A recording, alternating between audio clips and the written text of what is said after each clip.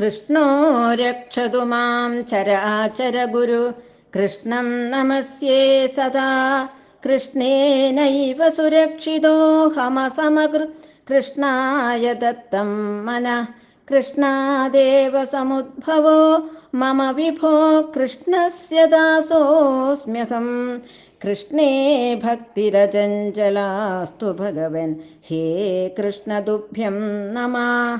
പീതാംബരം കരവിരാജിതശംഖചക്രകൗമോദഗീ സരസിജം കരുണാസമുദ്രം രാധാസഹായമതിസുന്ദരമന്ദഹാസം വാതാലയേശമനിശം ഹൃദി ഭാവയാമി. ഓം നമോ ഭഗവതേ വാസുദേവായ. ഓം നമോ ഭഗവതേ വാസുദേവായ. ഓം നമോ ഭഗവതേ വാസുദേവായ. അഥ പഞ്ചചത്വാരിംശത്തമോऽധ്യായ. ശ്രീശുക ഉവാച. പിതരാവുപലബ്ധാർത്തൗ വിദിത്വാ പുരുഷോത്തമ മാ ഭൂതിതി നിജാം മായാം തഥാ ന ജനമോഹിനീം. ഉവാച പിതരാവേദ്യ സാഗ്രജഃ സാത്വതർഷഭ പ്രശ്രയാവനത പ്രീണന്നംബ താതേതി സാദരം. നാസ്മത്തോ യുവയോസ്താത നിത്യോത്കണ്ഠിതയോരപി ബാല്യപൗഗണ്ഡകൗശോരാ പുത്രാഭ്യാമഭവൻ ക്വചിത്. ന ലബ്ധോ ദൈവഹതയോർവാസോ നൗ ഭവതന്തികേ യാം ബാലാ പിതൃഗേഹസ്ഥാ വിന്ദന്തി ലാളിതാമുദം. സർവാർത്ഥസംഭവോ ദേഹോ ജനിതപോഷിതോ യഥാ ന തയോർയാതി നിർവേശം പിത്രോർമർത്യശതായുഷാം. യസ്തയോരാത്മജകൽപ ആത്മനാ ച ധനേന ച വൃത്തിം ന ദദ്യാൽതം പ്രേത്യ സ്വമാംസം ഘാതയന്തി ഹി. മാതരം പിതരം വൃദ്ധം ഭാര്യാം സാധ്വിം സുതം ശിശും ഗുരും വിപ്രം പ്രപന്നം ച കൽപ്പോ ബിഭ്രശ്വസന്മൃതാ. തന്നാവകൽപ്പയോ കംസാൻ നിത്യമുദ്വിഗ്നചേതസോ മോഹമേതേ വ്യതിക്രാന്ത ദിവസാ വാമനർച്ചതോ. തൽക്ഷന്തുമർഹതസ്താത മാതർനൗ പരതന്ത്രയോ അകുർവതോർവാം ശുശ്രൂഷാം ക്ലിഷ്ടയോർദുർഹൃതാ ഭൃശം. ശ്രീശുക ഉവാച. ഇതി മായാമനുഷ്യസ്യ ഹരേർവിശ്വാത്മനോ ഗിരാം മോഹിതാവംഗമാരോപ്യ പരിശുജ്യാപദുന്മുദം. സിഞ്ചന്താവസൃധാരാപി സ്നേഹപാശേന ചാവൃതൗ ന കിഞ്ചിദൂചദൂരാജൻ ബാഷ്പകണ്ഠൗ വിമോഹിതൗ. ഏവമാശ്വാസ്യ പിതരൗ ഭഗവാൻ ദേവകീസുത മാതാമഹം തൂഗ്രസേനം യദൂനാമകരോന്നൃപം. ആഹ ചാസ്മാൻ മഹാരാജ പ്രജാശ്ചാജ്ഞപ്തുമർഹസി യയാതിശാപാദ് യദുഭിർനാസിതവ്യം നൃപാസനേ. മയി ഭൃത്യ ഉപാസീനേ ഭവതോ വിബുധാദയ ബലിം ഹരന്ത്യവനതാ കിമുതാന്യേ നരാധിപാഃ. സർവാൻ സ്വാൻ ജ്ഞാതിസംബന്ധാൻ ദിഗ്ഭ്യകംസഭയാകുലാൻ യദുവൃഷ്ണ്യന്തകമധുദാശാർഹ കുകുരാധികാൻ. സപാജിതാൻ സമാശ്വാസ്യ വിദേശാവാസകർഷിതാൻ ന്യവാസയത് സ്വഗേഹേഷു വിത്തേ സന്ദർപ്യ വിശ്വകൃത്. കൃഷ്ണസംകർഷണ ഭുജൈ ഗുപ്താലബ്ധമനോരഥാഃ ഗൃഹേഷു രേമിരേ സിദ്ധാ കൃഷ്ണരാമഗതജ്വരാഃ. വീക്ഷന്തോ ഹരഃ പ്രീതാ മുകുന്ദവദനാംബുജം നിത്യം പ്രമുദിതം ശ്രീമത് സദയസ്മിതവീക്ഷണം. തത്ര പ്രവയസോപ്യാസൻ യുവാനോദിബലൗജസ പിബന്തോക്ഷൈർമുകുന്ദസ്യ മുഖാംബുജസുതാം മുഹു. അഥ നന്ദം സമാസാദ്യ ഭഗവാൻ ദേവകീസുത സംഘർഷണശ്ച രാജേന്ദ്ര പരിഷ്യജ്യേതമോചതു. പിതർയുവാഭ്യാം സ്നിഗ്ധാഭ്യാം പോഷിതൗ ലാളിതൗ വൃശം പിത്രോരഭ്യതികാ പ്രീതിരാത്മജ്വേഷ്വാത്മനോഭിः. സ പിതാ സാ ച ജനനീയൗ പുഷ്ണീതാം സ്വപുത്രവത് ശിശൂൻ ബന്ധുഭിരുത്സൃഷ്ടാനകൽപൈ പോഷരക്ഷണേ. യാതയൂയം വ്രജം താത വയം ച സ്നേഹദുഃഖിതാൻ ജ്ഞാതീൻ വോ ദ്രഷ്ടുമേഷ്യാമോ വിധായ സുഹൃതാം സുഖം. ഏവം സാന്ത്വയ്യ ഭഗവാൻ നന്ദം സവ്രജമച്യുത വാസോലങ്കാരകുപ്യാദ്യൈരർഹയാമാസ സാദരം. ഇത്യുക്തസ്ഥൗ പരിഷ്യജ്യ നന്ദപ്രണയവിഹ്വല പൂരയന്നശ്രുഭിർനേത്രേ സഹ ഗോപൈർവ്രജം യയൗ. അഥ ശൂരസുതോ രാജൻ പുത്രയോ സമകാരയത് പുരോധസാ ബ്രാഹ്മണൈശ്ച യഥാവത് ദ്വിജസംസ്കൃതിം. തേഭ്യോ ദാത് ദക്ഷിണാ ഗാവോ രുക്മമാലാ സ്വലം കൃതാഃ. സ്വലം കൃതേഭ്യ സംപൂജ്യ സവത്സാ ക്ഷൗമമാലിനി.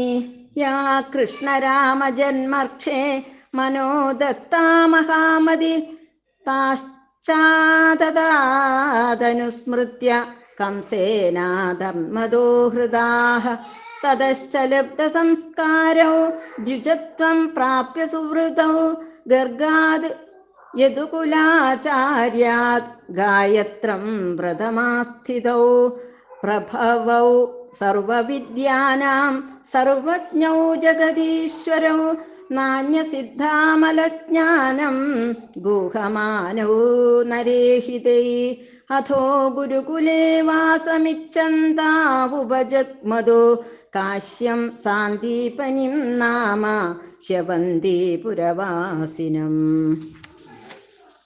യഥോപസാധ്യതൗ ദാന്തൗ ഗുരൗ വൃത്തിമനിന്ദിതാം ഗ്രാഹയന്താവുപേതൗ സ്മ ഭക്ത്യാ ദേവമിവാദൃതൗ. തയോർദ്യുജവദസ്തുഷ്ട ശുദ്ധഭാവാനുവൃത്തിഭിഃ പ്രോവാച വേദാനഖിലാൻ സാംഗോപനിഷദോ ഗുരു. സരഹസ്യം ധനുർവേദം ധർമാന്യായപദാംസ്തഥാ തഥാ ചാന്വീക്ഷികിം വിദ്യാം രാജനീതിം ച ഷഡ്വിധാം. സർവം നരവരശ്രേഷ്ഠൗ സർവവിദ്യാപ്രവർത്തകൗ സകൃന്നിഗതമാത്രേണ തൗ സംജഗൃഹദുർനൃപാം. അഹോരാത്രൈശ്ചതുഷ്ഷ്ട്യാം സംയത്തൗ താവതീ കലാം ഗുരുദക്ഷിണയാചാര്യം ചന്ദയാമാസ ദുർനൃപ. ദ്വിജസ്തയോസ്തം മഹിമാനമത്ഭുതം സംലക്ഷ്യ രാജന്നതിമാനുഷിം മതിം സമന്ത്രപത്ന്യാ സമഹാർണവേ മൃതം പാലം പ്രഭാസേ വരയാം ബഭൂവഃ. തദേത്യധാരുഹ്യ മഹാരഥൗ രഥം പ്രഭാസമാസാദ്യ ദുരന്തവിക്രമൗ വേലാമുപവ്രജ്യ നിഷീദദുക്ഷണം സിന്ധുർവിദിത്വാർഹണമാഹരത്തയോ. സിന്ധുർവിദിത്വാർഹണമാഹരത്തയോ. തമാഹ ഭഗവാനാശു ഗുരുപുത്രപ്രദീയതാം യോസാവിഹത്വയാ ഗ്രസ്തോ ബാലകോ മഹതോർമിണാ. സമുദ്രൗവാച നൈവാഹാർഷമഹം ദേവ ദൈത്യപഞ്ചജനോ മഹാൻ അന്തർജലചരകൃഷ്ണ ശങ്കരൂപധരോത്സുര. ആസ്തേ തേനാഹൃതോ നൂനം തച്ഛ്രുത്വാ സത്വരം പ്രഭു ജലമാവിശ്യതം ഹത്വാ നാപശ്യതുതരേർഭഗം. തദംഗപ്രഭവം ശങ്കമാതായ രഥമാഗമത്. തതഃ സംയമനിം നാമ യമസ്യ ദയിതാം പുരിം ഗത്വാ ജനാർദ്ദന ശങ്കം പ്രദത്മൗ സകലായുധ ശങ്കനിർഹാതമാകർണ്യ പ്രജാസംയമനോ യമാ തയോ സപര്യാമഹതിം ചക്രേ ഭക്ത്യുപബൃംഹിതാം ഉവാചാവനത കൃഷ്ണം സർവഭൂതാശയാലയം ലീലാമ മനുഷ്യഹേ വിഷ്ണോ യുവയോ കരവാമകിം. ശ്രീഭഗവാനുവാച ഗുരുപുത്രമിഹാനീതം നിജകർമ്മനിബന്ധനം ആനയസ്വ മഹാരാജ മച്ചാസനപുരസ്കൃത തഥേതി തേനോപാനീതം ഗുരുപുത്രം യദൂത്തമൗ ദത്വാ സുഗുരവേ ഭൂയോ വൃണീഷ്വേതി തമോചതോ. ഗുരുരുവാച സമ്യക് സമ്പാദിതോ വത്സ ഭവദ്ഭ്യാം ഗുരുനിഷ്ക്രയ കോ नु युष्मद्विध गुरो कामानामवशिष्यते गच्छतं स्वगृहं वीरौ कीर्तिर्वामस्तु पावनी चन्तांस्य यातयामानि भवन्तिह परत्रजां गुरुणैव मनुज्ञातौ रथेनानिलरं हसा आयातौ स्वपुरं तात पर्जन्यनिन्नदेन वै സമനന്ദൻ പ്രജാ സർവാ ദൃഷ്ട്വാ രാമജനാർദ്ദനൗ അപശ്യന്തോ ബഹ്വഹാനി നഷ്ടലബ്ധതനായിവ. ശ്രീഹരയേ നമഃ. ഇതി ശ്രീമദ്ഭാഗവതേ മഹാപുരാണേ പാരമഹംസ്യാം സംഹിതായാം ദശമസ്കന്ധേ പൂർവാർദ്ധേ ഗുരുപുത്രാനയനം നാമ പഞ്ചചത്വാരിംശത്തമോऽധ്യായ. ഓം നമോ ഭഗവതേ വാസുദേവായ. ഹരേ രാമ രാമ രാമ ഹരേ ഹരേ, ഹരേ കൃഷ്ണ കൃഷ്ണ കൃഷ്ണ ഹരേ ഹരേ. ഓം നമോ ഭഗവതേ വാസുദേവായ. ഓം നമോ ഭഗവതേ വാസുദേവായ. ഓം നമോ ഭഗവതേ വാസുദേവായ. ഗുരുർബ്രഹ്മാ ഗുരുർവിഷ്ണു ഗുരുർദേവോ മഹേശ്വര. ഗുരു സാക്ഷാത് പരം ബ്രഹ്മ തസ്മൈ ശ്രീ ഗുരവേ നമഃ. ഏകദന്തം മഹാകായം തപ്തകാഞ്ചനസന്നിഭം ലംബോദരം വിശാലാക്ഷം വന്ദേഹം ഗണനായകം. സരസ്വതീ നമസ്തുഭ്യം വരദേ കാമരൂപിണി. വിദ്യാരംഭം കരിഷ്യാമി സിദ്ധിർഭവതു മേ സദാ. കൃഷ്ണോ രക്ഷതു മാം ചരാചരഗുരു കൃഷ്ണം നമസ്യേ സദാ. കൃഷ്ണേനൈവ സുരക്ഷിതോകമസകൃത് കൃഷ്ണായ ദത്തം മനഃ. കൃഷ്ണാദേവ സമുദ്ഭവോ മമ വിഭോ കൃഷ്ണസ്യ ദാസോऽസ്മ്യഹം.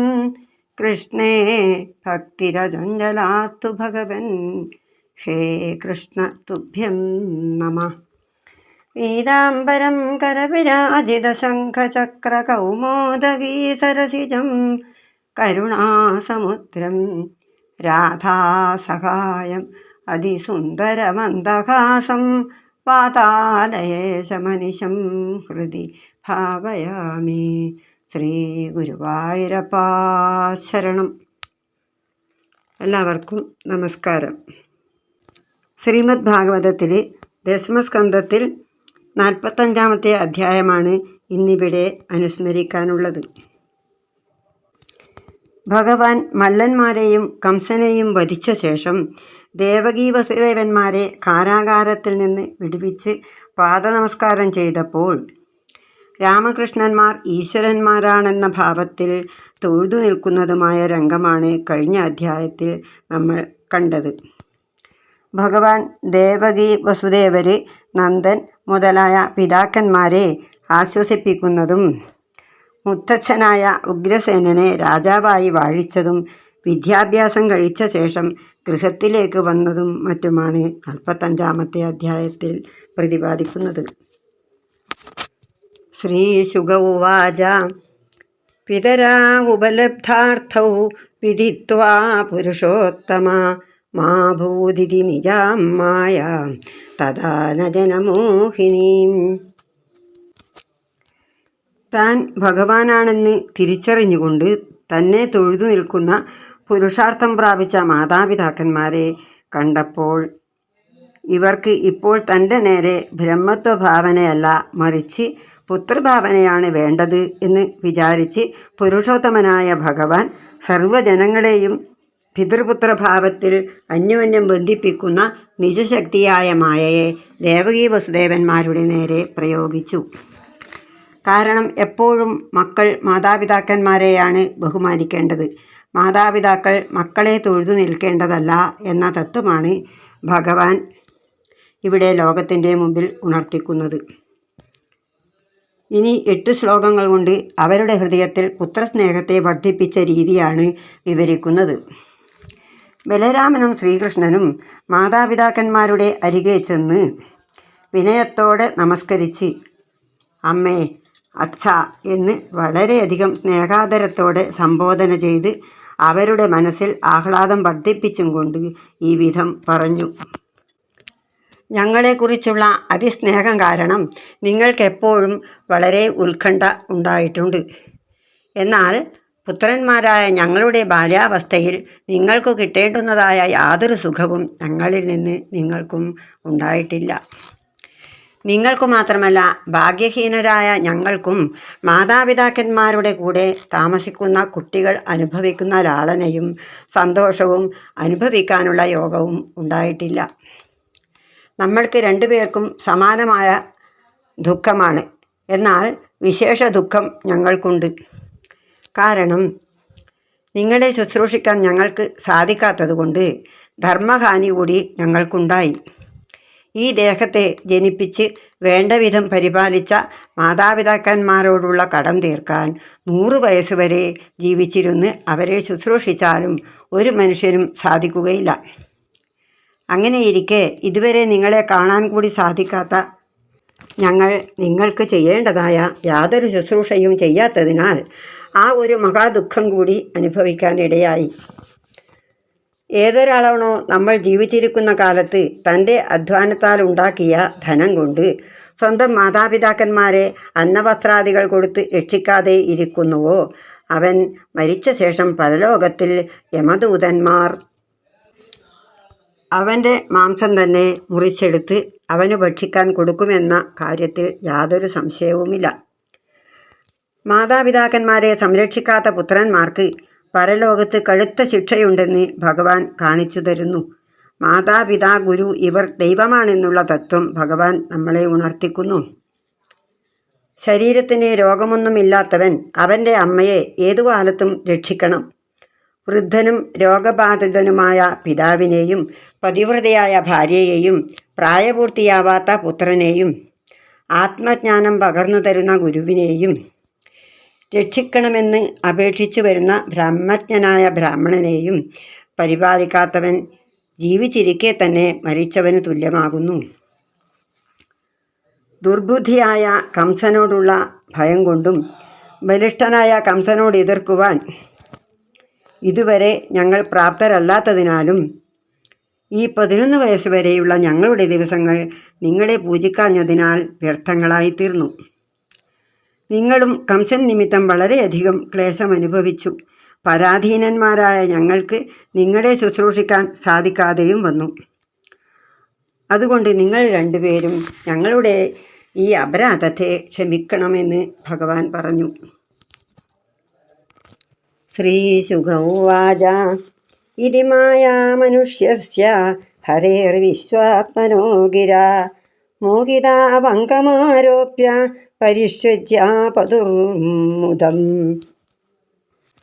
ശ്രീശുഖബ്രഹ്മർഷി പറയുകയാണ്: സകല ലോകത്തെയും മാതാവ്, പിതാവ്, പുത്രൻ, ഭാര്യ, ഭർത്താവ് എന്ന ഭാവനയാൽ അന്യോന്യം സ്നേഹിപ്പിച്ച് ലോകധർമ്മത്തെ നടത്തിക്കൊണ്ടിരിക്കുന്ന ഭഗവാൻ പറഞ്ഞത് കേട്ട മാത്രയിൽ അത്യധികം സ്നേഹപരവശരായ ദേവകീ വസുദേവന്മാർ പുത്രന്മാരെ മടിയിലെടുത്തു വെച്ച് ആലിംഗനം ചെയ്ത് പരമസന്തോഷത്തെ പ്രാപിച്ചു.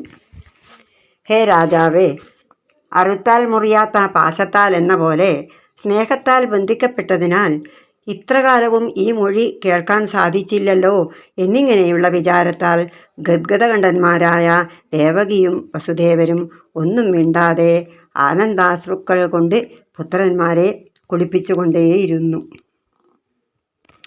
മാതാപിതാക്കന്മാരെ ആശ്വസിപ്പിച്ച ശേഷം ഭഗവാൻ ശ്രീകൃഷ്ണൻ ബന്ധനത്തിൽ കിടക്കുന്ന മുത്തച്ഛനായ ഉഗ്രസേനനെ കാരാഗൃഹത്തിൽ നിന്ന് വിടുവിക്കുകയും യദുരാജാവായി അഭിഷേകം ചെയ്യുകയും ചെയ്തു. യയാതിയുടെ ശാപനിമിത്തം യദുക്കൾക്ക് രാജാക്കന്മാരാണെങ്കിലും രാജസിംഹാസനത്തിലിരിക്കാനും രാജ്യം പരിപാലിക്കുവാനുമുള്ള അർഹത ഉണ്ടായിരുന്നില്ല. എങ്കിലും എൻ്റെ ആജ്ഞയനുസരിച്ച് അങ്ങയ്ക്ക് രാജാസനത്തിലിരിക്കാൻ അധികാരമുണ്ട്. ഞങ്ങളെയും രാജ്യവാസികളായ മറ്റു സകല പ്രജകളെയും വേണ്ടും വിധം ശാസിച്ചും കൽപ്പനകൾ കൊടുത്തും പരിപാലിക്കാൻ അങ്ങ് അർഹനാണെന്നും ഉഗ്രസേന മഹാരാജാവിനോട് ഭഗവാൻ പറഞ്ഞു. യയാതിശാപം ഭഗവത് അവതാരം കാരണം ഇല്ലാതെയായി. രാജ്യം പരിപാലിക്കാൻ എനിക്ക് ശക്തിയില്ല എന്ന ശങ്ക വേണ്ട. അങ്ങയെ സേവിക്കാൻ ഒരുങ്ങിയ ഞാൻ ഇവിടെയുള്ളപ്പോൾ ദേവഗന്ധർവാദികൾ കൂടി അങ്ങയെ നമസ്കരിച്ച് കപ്പം തരും. പിന്നെ ഈ ലോകത്തിലുള്ള രാജാക്കന്മാർ അങ്ങയ്ക്ക് കീഴടങ്ങുമെന്ന് പറയാനില്ലല്ലോ. എൻ്റെ പ്രസാദത്താൽ എല്ലാ ശക്തിയും അങ്ങയ്ക്ക് സാധിക്കും എന്നും ഭഗവാൻ പറഞ്ഞു. കംസന്റെ ദുഷ്പ്രവൃത്തികൾ കൊണ്ട് ഓരോ ദിക്കുകളിലേക്ക് ഓടിപ്പോയിരിക്കുന്ന അങ്ങയുടെ ബന്ധുക്കളായ യദുക്കൾ, വൃഷ്ണികൾ മുതലായ വംശക്കാരായവരെയെല്ലാം ആളെ അയച്ചു വരുത്തി വേണ്ട വിധം അവരെയും രക്ഷിക്കണം. ഇങ്ങനെ പറഞ്ഞ ശേഷം ഓരോ ദിക്കുകളിലേക്കും തൽക്ഷണം ആളുകളെ അയച്ച് സകല പ്രജകളെയും മധുരയിലേക്ക് വരുത്തി അന്യദേശവാസത്താൽ ക്ഷീണിച്ചിരിക്കുന്ന അവരെയെല്ലാം സൽക്കരിച്ചു. അവർക്ക് ധനധാന്യാദികൾ കൊടുത്ത് തൃപ്തിപ്പെടുത്തി അവരുടെ ഭവനങ്ങളിൽ താമസിപ്പിച്ചു. ശ്രീകൃഷ്ണൻ്റെയും ബലരാമൻ്റെയും കയ്യൂക്ക് നിമിത്തം ശത്രുഭയം തീരെ ഇല്ലാതായി എന്നു മാത്രമല്ല, ആധ്യാത്മികാദി താപത്രയവും ശ്രീകൃഷ്ണ ബലരാമ വൈഭവത്താൽ മധുരാപുരവാസികൾക്കില്ലാതെയായി. അവർ സന്തോഷത്തോടെ അവരുടെ ഗൃഹങ്ങളിൽ താമസിച്ചു. സൗന്ദര്യശ്രീ വിളയാടുന്ന കാരുണ്യത്തോടു കൂടിയ മന്ദഹാസത്തോടെ തങ്ങളെ കടാക്ഷിക്കുന്നതും ദർശനമാത്രയിൽ തന്നെ സകല സന്താപങ്ങളിൽ നിന്നും വേർപെട്ട് ഭക്തി നൽകുന്നതുമായ ആ ഭഗവാന്റെ മുഖകമലത്തെ എപ്പോഴും കണ്ടുകൊണ്ട് പരമസന്തുഷ്ടരായി മധുരാപട്ടണവാസികൾ ജീവിച്ചു. മധുരാപട്ടണത്തിൽ വൃദ്ധന്മാർ കൂടി യൗവനയുക്തരായ ചെറുപ്പക്കാരെ പോലെ അതിബലവും ഇന്ദ്രിയപാടവം ഉള്ളവരുമായി ഭവിച്ചു. എങ്ങനെയെന്നാൽ ദർശനമാത്രയിൽ തന്നെ മുക്തിപ്രദനായ ഭഗവാന്റെ മുഖത്തിൽ സൗന്ദര്യലക്ഷ്മിയെ നേത്രങ്ങളാൽ കാണുകയും വാഗമൃതത്തെ ശ്രോത്രങ്ങളാൽ പാനം ചെയ്യുകയും ഇങ്ങനെ ഭഗവാന്റെ ഓരോ അവയവങ്ങൾ കൊണ്ട് ചെയ്യുന്ന പ്രവൃത്തികളെ ഇവരുടെ ജ്ഞാനേന്ദ്രിയങ്ങൾ കൊണ്ട് ആനന്ദിക്കുമ്പോൾ നഷ്ടമായ ജീവശക്തി അമൃതപാനത്താൽ വികസിക്കുന്നതുപോലെ ആനന്ദം കൊണ്ട് ദേഹത്തിലെ ബലക്ഷയം ഇല്ലാതായി പൂർണ്ണ സുഖമുള്ളവരായി ഭവിച്ചു. ഹേ രാജാവേ, തങ്ങൾ ചെയ്യേണ്ടതായ കർമ്മങ്ങൾ ചെയ്യാനായി കുറേ ദിവസം മധുരയിൽ വസിച്ച ശേഷം ഭഗവാൻ ശ്രീകൃഷ്ണനും ബലരാമനും മധുരയിൽ നിന്ന് പുറപ്പെടാൻ ഒരുങ്ങിയിരിക്കുന്ന നന്ദഗോപരെ നമസ്കാരം ചെയ്ത് ഇങ്ങനെ പറഞ്ഞു. ഹേ പിതാവേ, നിങ്ങൾ രണ്ടുപേരും ഞങ്ങളിൽ അനുരക്തനായിട്ട് അന്നപാനാദികൾ കൊണ്ട് ഞങ്ങളെ പോഷിപ്പിക്കുകയും സ്നാനം, വസ്ത്രധാരണം, അംഗലേപനം മുതലായ പ്രവൃത്തികളാൽ ഞങ്ങളെ ലാളിക്കുകയും ചെയ്തു. അത് ആശ്ചര്യവുമല്ല. കാരണം ഈ ലോകത്തിൽ മാതാപിതാക്കന്മാർ തങ്ങളുടെ ദേഹത്തേക്കാൾ പുത്രദേഹത്തെ എത്രയധികം സ്നേഹിക്കുന്നുണ്ട് എന്ന് അറിയാമല്ലോ. നിങ്ങളുടെ അച്ഛൻ വസുദേവര്, അമ്മ ദേവകി എന്നിപ്പോൾ പ്രസിദ്ധമായിരിക്കയാൽ ഞങ്ങൾ അമ്മയച്ഛന്മാരല്ലല്ലോ എന്നുള്ള വിചാരമൊന്നും വേണ്ട. കാരണം വളർത്താനും രക്ഷിക്കാനും പ്രാപ്തരല്ലാത്ത മാതാപിതാക്കളാൽ ഉപേക്ഷിക്കപ്പെട്ട കുട്ടികളെ ആരാണോ എടുത്ത് വളർത്തുന്നത് അവരാണ് ആ കുട്ടികളുടെ അമ്മയും അച്ഛനും. ഭഗവാൻ അച്ഛനോട് പിന്നെയും പറയുകയാണ്, ഹേ താത, നിങ്ങൾ ഇപ്പോൾ ഗോകുലത്തിലേക്ക് പോകുവിൻ. ഇവിടെ വസുദേവാദികൾക്ക് ഇനിയും അന്തഃസുഖം ഉണ്ടായിട്ടില്ല. അവരെ ദ്രോഹിക്കുന്ന ചിലരെ കൂടി നിഗ്രഹിച്ച് അവർക്ക് നല്ല സൗഖ്യമുണ്ടാക്കി തീർക്കാനായി ഞങ്ങളിവിടെ കുറച്ച് ദിവസം താമസിച്ച് ഞങ്ങളെ പിരിഞ്ഞിരിക്കുന്ന നിങ്ങളെ കാണാൻ അധികം വൈകാതെ അങ്ങോട്ട് വരാം. ഐശ്വര്യപൂർണനായ ശ്രീകൃഷ്ണൻ നന്ദഗോപരെയും പ്രജവാസികളെയും ഉചിതമായ വാക്കുകൾ കൊണ്ട് സമാധാനിപ്പിച്ച ശേഷം ഉഗ്രസേന വസുദേവാദികളെ കൊണ്ട് അവർക്ക് വിശേഷപ്പെട്ട പട്ടുവസ്ത്രങ്ങൾ, സ്വർണ്ണാഭരണങ്ങൾ, സ്വർണ്ണപാത്രങ്ങൾ എന്നിവ കൊടുപ്പിച്ച് വളരെ ആദരവോടെ ബഹുമാനിച്ചു. ഇങ്ങനെ ഭഗവാൻ പറഞ്ഞതു കേട്ടുവെങ്കിലും സ്നേഹാധിക്യം മൂലം പിരിഞ്ഞു പോവാൻ സാധിക്കാതെ നന്ദഗോപരും ഗോപന്മാരും കണ്ണുനീരോടുകൂടി രണ്ടുപേരെയും നന്നായി ആലിംഗനം ചെയ്തു. ഇനി എന്നാണ് കാണുക എന്നറിയില്ല. കണ്ണിൽ നിന്ന് ധാരാളം കണ്ണുനീർ ധാരധാരയായി വരികയാണ്. യാത്ര പറയാനൊന്നും സാധിക്കുന്നില്ല. കണ്ണുനീരോടുകൂടി നന്ദഗോപരും ഗോപന്മാരും ഗോകുലത്തിലേക്ക് തിരിച്ചുപോയി. എത്ര സമാധാനിപ്പിച്ചാലും മക്കളെ പിരിയുമ്പോൾ അച്ഛനമ്മമാർക്കുള്ള ദുഃഖം സഹിക്കാനാവില്ല എന്ന ലോകതത്വം നന്ദഗോപരുടെ കണ്ണുനീരുകൊണ്ട് ഇവിടെ കാണിച്ചിരിക്കുന്നു. പിന്നീട് വസുദേവര് ആചാര്യനായ ഗർഗമഹർഷിയെയും ബ്രാഹ്മണരെയും വരുത്തി രാമകൃഷ്ണന്മാരുടെ ഉപനയനം കഴിപ്പിച്ചു. ഇവരുടെ നാമകരണം വളരെ രഹസ്യമായിട്ടാണെങ്കിൽ ഉപനയനം അതിഗംഭീരമായിട്ട് ഉത്സവമായിട്ടാണ് നടത്തിയത്.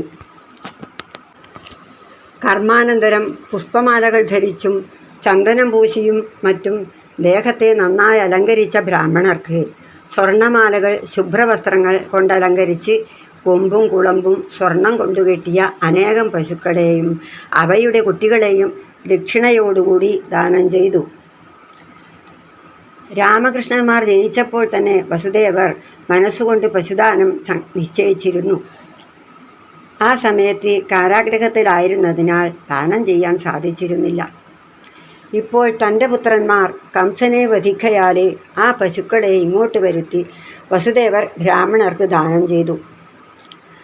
അനന്തരം രാമകൃഷ്ണന്മാർ ഉപനയനം സംസ്കാരം കഴിച്ച് ദ്വിജൻ എന്ന അവസ്ഥയെ പ്രാപിച്ച് വീണ്ടും വിധം വ്രതത്തോടുകൂടിയിരുന്നു. യദുകുലാചാര്യനായ ഗർഗമഹർഷിയുടെ ഉപദേശം അനുസരിച്ച് ഗായത്രി വ്രതം ആചരിച്ചു. രാമകൃഷ്ണന്മാർ സർവജ്ഞന്മാരായിരുന്നാലും ലോകഹിതം ഉപദേശിക്കാൻ അവതരിച്ചിരിക്കുന്ന പരമപുരുഷന്മാരായ ജ്യേഷ്ഠാനുജന്മാർ മനുഷ്യരീതി അനുസരിച്ച് ഗുരുകുല വിദ്യാഭ്യാസം ആഗ്രഹിച്ചു. അതിനായി അവർ കാശിയിൽ ജനിച്ച് അവന്തി രാജ്യത്ത് താമസിക്കുന്ന സാന്ദീപനി മുനിയുടെ അടുത്ത് ചെന്നു. ഗുരുവിൻ്റെ അരികത്ത് പോകുമ്പോൾ വെറും കയ്യോടെ പോയിക്കൂടാ എന്ന വേദോപദേശമനുസരിച്ച് കയ്യിൽ ചമതയെഴുത്തും കൊണ്ട് ഭക്തി ആദരവോടെ ഗുരുസന്നിധിയിൽ പ്രവേശിച്ചു. ഈശ്വരനോടെന്ന പോലെ ഗുരുവിനോടും ഭക്തിയുള്ള അവന് മാത്രമേ യഥാർത്ഥ ജ്ഞാനം ഉണ്ടാവുകയുള്ളൂ എന്ന പ്രമാണം ഇവിടെ കാണിച്ചിരിക്കുന്നു. നിർദോഷങ്ങളായ അവരുടെ ആചാര്യമര്യാദകളാൽ സന്തോഷിച്ച ബ്രാഹ്മണശ്രേഷ്ഠനായ ഗുരുനാഥൻ ശിക്ഷാകൽപ്പാദികളായ വേദാംഗങ്ങളെയും ഉപനിഷത്തുക്കളെയും സകല വേദങ്ങളെയും അവർക്ക് വീണ്ടും വിധം ഉപദേശിച്ചു. അപ്രകാരം തന്നെ മന്ത്രദേവാദി ജ്ഞാനത്തോടുകൂടി ധനുർവേദത്തെയും ധർമ്മശാസ്ത്രത്തെയും മീമാംസാദി ശാസ്ത്രങ്ങളെയും അങ്ങനെ തന്നെ തർക്കശാസ്ത്രം, സന്ധിവിഗ്രഹം മുതലായ അവാന്തര ഭേദങ്ങളോടുകൂടിയ 6 തരത്തിലുള്ള രാജനീതിയെയും ഗുരു അവർക്ക് ഉപദേശിച്ചു. ഹേ രാജാവേ, രാജശ്രേഷ്ഠന്മാരും സർവവിദ്യകളുടെയും ഉൽപ്പത്തിസ്ഥാനഭൂതന്മാരുമായ ശ്രീകൃഷ്ണ ബലരാമന്മാർ മേൽപ്പറഞ്ഞ എല്ലാ വിദ്യകളെയും ഗുരു ഒരിക്കൽ പറഞ്ഞുകൊടുത്ത മാത്രയിൽ തന്നെ അർത്ഥജ്ഞാനത്തോടും ഇനിമേൽ മറക്കാതിരിക്കത്തക്കവണ്ണവും പഠിച്ചു. വേദാദിവിദ്യകൾ പഠിച്ച ശേഷം 64 കലകൾ 64 ദിവസം കൊണ്ട് മനസ്സിരുത്തി പഠിച്ചു. അതിനുശേഷം ഹേ രാജാവേ, ആചാര്യനെ സന്തോഷിപ്പിക്കാൻ ഒരുങ്ങിയ അവർ ആചാര്യന് അഭീഷ്ടമായ കാര്യം ഭരിക്കണമെന്നപേക്ഷിച്ചു. ഹേ രാജാവേ, സാന്ദീപനി മുനി അവരുടെ അത്യത്ഭുതകരമായ മഹിമയെയും ദിവ്യമായ ബുദ്ധിശക്തിയെയും വിലയിരുത്തി പത്നിയുമായിട്ട് ആലോചിച്ച് പ്രഭാസത്തിൽ വെച്ച് സമുദ്രത്തിൽ വീണ് മരിച്ച തൻ്റെ പുത്രനെ ഗുരുദക്ഷിണയായി ആവശ്യപ്പെട്ടു. ഗുരുവിൻ്റെ ആഗ്രഹം സാധിപ്പിക്കേണ്ടത് ശിഷ്യൻ്റെ ധർമ്മമാകയാൽ അങ്ങനെയാകട്ടെ എന്ന് സമ്മതിച്ച് മഹാരഥന്മാരും പരാക്രമശാലികളുമായ അവർ ഉടനെ തേരിൽ കയറി പ്രഭാസ തീർത്ഥസ്ഥാനത്തിൽ ചെന്ന് സമുദ്രതീരത്ത് അല്പസമയം ഇരുന്നു. ഇവർ ജഗദീശ്വരന്മാരാണെന്നറിഞ്ഞ് സമുദ്രനാഥനായ വരുണൻ ഉടനെ കാഴ്ചദ്രവ്യങ്ങൾ കൊണ്ടുവന്ന് അവരെ സൽക്കരിച്ചു. ഇവിടെ വെച്ച് മഹത്തായ തിരമാലയാകുന്ന കൈകൊണ്ട് ഏതൊരു ബാലനെ അങ്ങ് അന്തർഭാഗത്തേക്ക് കൊണ്ടുപോയോ ആ ബാലൻ ഞങ്ങളുടെ ഗുരുപുത്രനാകയാൽ അവനെ ഇപ്പോൾ ഞങ്ങൾക്ക് തരണം എന്ന് ഭഗവാൻ ശ്രീകൃഷ്ണൻ ദിവ്യരൂപധരനായി സമീപത്തു നിൽക്കുന്ന സമുദ്രത്തോട് പറഞ്ഞു. സമുദ്രം പറയുകയാണ്, എല്ലാം അറിയുന്നവനും ക്രീഡാർത്ഥം ഈ വിധം ചോദിക്കുന്ന ഭഗവാനെ, ഞാൻ ബാലകനെ അപഹരിച്ചിട്ടില്ല. എൻ്റെ അന്തർഭാഗത്തുള്ള പഞ്ചജനൻ എന്ന കരുത്തനായ അസുരനാണ് അപഹരിച്ചത്. ആ അസുരൻ ശംഖരൂപം ധരിച്ച് ജലാന്തർഭാഗത്ത് സഞ്ചരിക്കുന്നു. ഗുരുപുത്രനെ അവനാണ് കൊണ്ടുപോയിരിക്കുന്നത്, ഇതിൽ സംശയം വേണ്ട എന്നു പറഞ്ഞത് കേട്ട ഉടനെ ഭഗവാൻ ശ്രീകൃഷ്ണൻ ജലത്തിൽ പ്രവേശിച്ച് ആ അസുരനെ കൊന്നു. അവൻ്റെ ഉദരത്തിൽ കുട്ടിയെ കണ്ടില്ല. ശംഖാകൃതിയിലുള്ള അവൻ്റെ ദേഹത്തിലുള്ള മാംസാദികളെല്ലാം കളഞ്ഞ് ശംഖത്തെ ഭഗവാൻ സ്വീകരിച്ചു. ആ ശംഖത്തിന് പാഞ്ചജന്യം എന്നു പേർ. ഉടനെ രാമകൃഷ്ണന്മാർ യമൻ്റെ രാജധാനിയിൽ പോയി. സംയമനി എന്നാണ് ആ സ്ഥലത്തിൻ്റെ പേര്.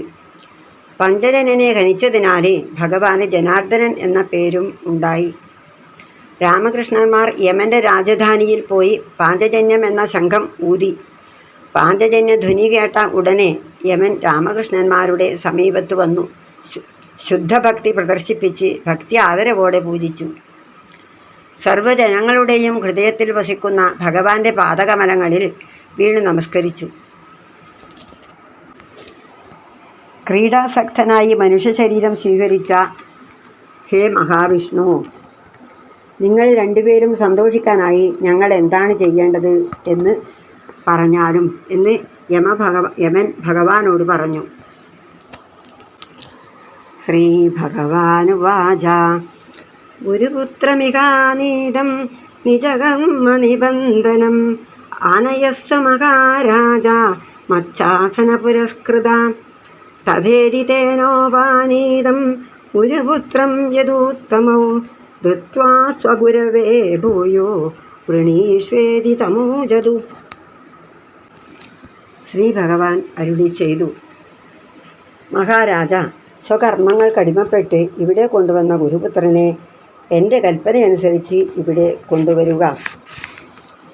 അങ്ങനെ തന്നെ എന്ന് പറഞ്ഞ് യമരാജാവ് കുട്ടിയെ കൊണ്ടുവന്ന് രാമകൃഷ്ണന്മാരുടെ സമീപത്തിൽ നിർത്തി. രാമകൃഷ്ണന്മാർ അവനെ തങ്ങളുടെ ഗുരുനാഥന് സമർപ്പിച്ചു. ഇനിയും വേണ്ടത് വരിച്ചാലും എന്ന് രാമകൃഷ്ണന്മാർ ഗുരുവിനോട് അപേക്ഷിച്ചു. ഹേ വത്സ, നിങ്ങൾ രണ്ടുപേർ ഗുരുദക്ഷിണയായി മരിച്ച മകനെ കൊണ്ടുവന്നു തന്നല്ലോ. ഇതിൽ പരം എനിക്ക് എന്താഗ്രഹമാണുള്ളത്? ഒന്നുമില്ല. വളരെയേറെ സന്തോഷമായി. അമാനുഷന്മാരായ നിങ്ങളുടെ ഗുരുവായിരിക്കാൻ എനിക്ക് ഭാഗ്യമുണ്ടായല്ലോ. എൻ്റെ ജന്മം സഫലമായി. ഈ വിധം പറഞ്ഞ ഗുരുനാഥൻ്റെ പാദനമസ്കാരം ചെയ്ത ശ്രീകൃഷ്ണ ബലരാമന്മാരോട് വീണ്ടും പറയുന്നു, ഹേ വീരന്മാരെ, നിങ്ങൾ ഇനി സ്വഭവനത്തിലേക്ക് പോകുവിൻ.